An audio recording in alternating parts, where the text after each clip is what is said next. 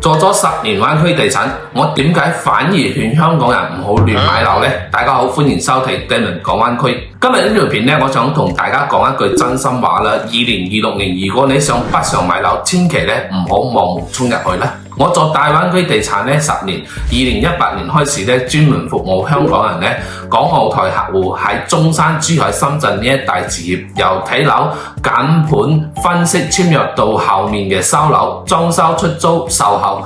我同團隊呢都會一路跟進嘅，正因為我見得太多，所以更加想提醒大家，依家嘅大灣區樓呢已經唔係以前嗰種買咩都升、買咩都賺嘅年代。以前呢，好多人成日講買樓最緊要係膽大，但去到今日呢，我反而覺得買樓最緊要嘅係清醒啊！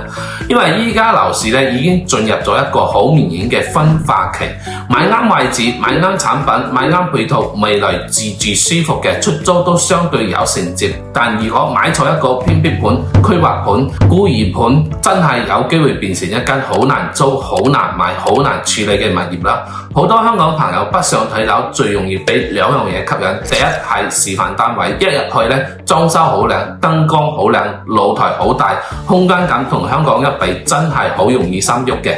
第二係銷售嘅話術，有啲人會同你講呢度未來有高鐵，未來有地鐵，未來有商場，未來有醫院，未來有幾十萬人口。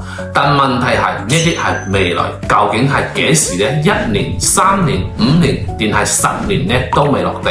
但我見過唔少香港客當初就係聽咗呢啲規劃嘅故仔，買咗一啲好遠好偏、周邊冇成熟配套嘅樓啦。買嗰陣呢覺得好平，好似好抵，但到真正入住先發現樓下冇街市、冇超市、冇好嘅醫療，出入要靠車，想租出去呢又冇客，最後先明白。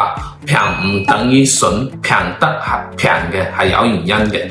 所以呢，2026年香港人北上買樓，我建議你一定要記住3個原則。第一，盡量買現樓，小店呢睇唔清交付風險嘅騎樓，尤其係你買樓呢係為咗退休自住養老嘅，就更加要安全第一啦。現樓你起碼睇得到樓，睇得到現樓，睇得到物業管理，睇得到周邊嘅配套，唔係淨係聽沙盤同效果圖啦。第二，買成熟配套，唔好只係買遠期規劃，你要問自己幾個好現實嘅問題：樓下有冇超市？附近有冇街市？食飯方唔方便？老人家睇醫生方唔方便？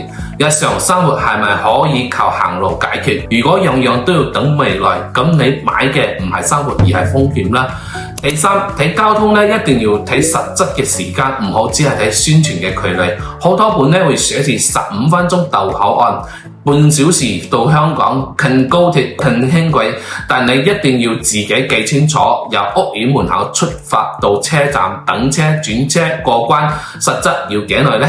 對香港人嚟講，交通唔係地圖上近就得，而係你真真正正用唔用得到。我做咗咁多年地產，慢慢有一個好深嘅感受，買樓唔係鬥邊個買得快，而係鬥邊個睇得清楚。我仍然同你講真話，話冇啲盤呢唔適合你，都唔想為咗成交夾硬推你一間你日後後悔嘅樓啦。所以大家依家有睇緊中山、珠海、深圳或者大灣區其他城市嘅樓盤，唔知邊個適合自己嘅，而擔心踩坑嘅可以私信我，你可以將樓盤名、預算、用途發俾我，我幫你從自住、退休、投資、出租、交通配套幾個角度咧客觀分析嘅。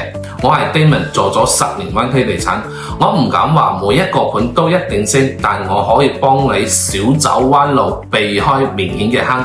如果你覺得今期內容有用咧，記得點讚訂閱 Damon 講灣區啦。最後咧，希望大家喺評論區打支持2個字啦，你嘅支持係我繼續分享嘅一個動力。我哋今期就到呢度，我哋下期再見，拜拜。